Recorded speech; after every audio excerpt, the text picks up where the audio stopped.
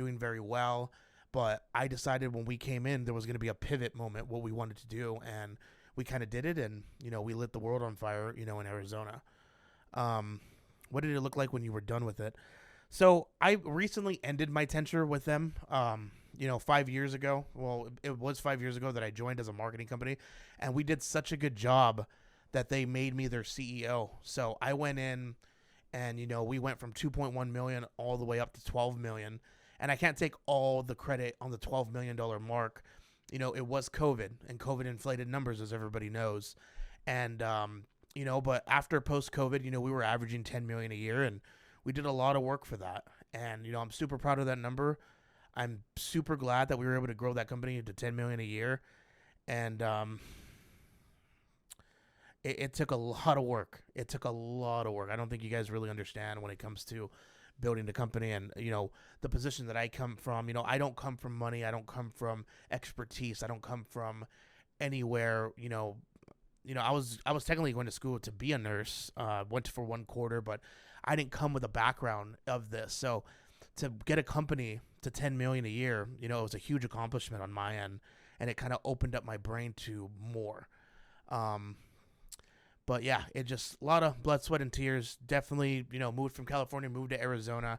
It was such a great time, but it's things out of my control. I decided to step away, and I felt that I could do it again and do it better. Going on with the company Pure IV, and that's kind of where we're at now. But during that run, you weren't just building one company. How many IV businesses did you help build and help? Well, during my tenure with obviously the Arizona company, I had clients in between. It was kind of iffy waters because I know the Arizona company didn't like it when I would branch out to other companies and help them. But I'm a marketing company. I'm a marketing agency. That's what I do. I wasn't just confined it to one company. I never was. No non-competes, no anything like that. As long as it wasn't in our backyard, I kind of got it. But I loved building. I do. Honestly, if I can just build the company, get it to where it needs to be to make money, and then disappear and do it again, that's what I want to do. I mean, that's the fun part. I don't know. I like building the name. I like building the systems. I like building the nurses. I like hiring the nurses. I like talking to them. I like getting them, riled up to make sure they're grabbing calls in the mobile IV world and the med spa world. I think it's some of the best work that I've done in my life, and it's just been a good time. So, I think during that tenure, though, I built out maybe 6 or 7. Didn't really put a lot of time into all of those people, back in the day, because obviously I was running one of the bigger IV companies, in the nation. And, it was fun, though. It took a lot, though, when it came down to it. So at what point did you realize you knew you were more about this industry than almost anyone?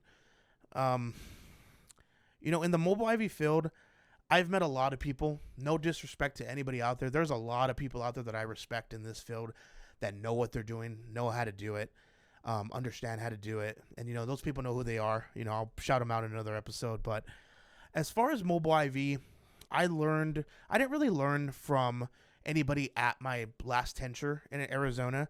I mostly learned it on myself. I relearned how to, schedule systems better. I understood supply issues and supply chain. I understood issues on how to cover calls in certain areas, how to cover calls 30 miles away, 20 miles away. Let's use the landscape of Arizona. I just figured out how to get calls covered from Flagstaff, Phoenix, Tucson. And I just kept innovating. So the scheduling system, the dispatch system. So what happens when a call comes in? Who's going to answer that phone call? How are you going to get this nurse to go to that call quickly before they call another provider? I just got really good at it. And, sky's the limit now. Now, I mean, there's so many things in my head.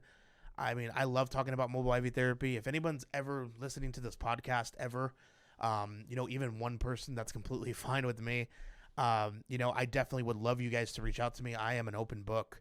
I have no problem. I don't gatekeep. I don't do anything like that. Just ask me, and I'll go ahead and give you whatever you need.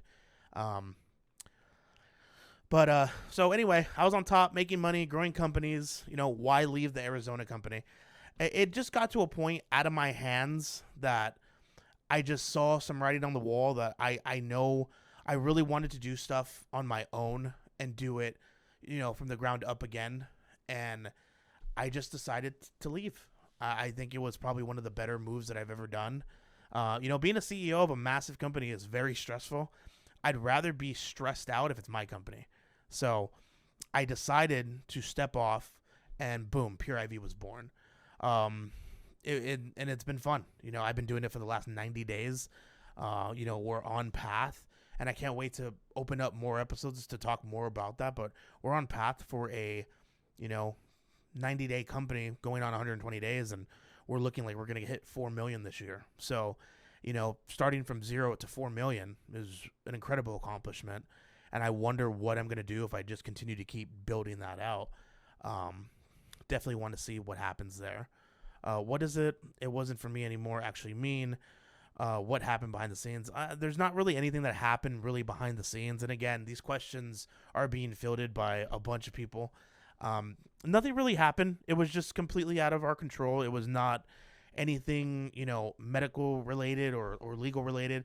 It was more on a personal legal matter that had nothing to do with me or any of the management on that company. And we just saw writing on the wall, and I just didn't want to be a part of it anymore. So we decided to just kind of dip out of that and called it a day. Still respect everybody out there. All the nurses and all the relationships that I've made. Definitely love, each and every one of them. They're still kind of running and doing their thing. But yeah, other than that, I decided to go and kind of do my own thing, and it worked out. So let's see here. What did the people around you say when everything was going sideways? I don't really necessarily think everything was going sideways, but definitely saw the writing on the wall. Don't really want to go into too much detail. I mean, there are obviously people are asking these questions. Don't want to go into too much detail, but it's still, it wasn't like a terrible thing. It was just time to go.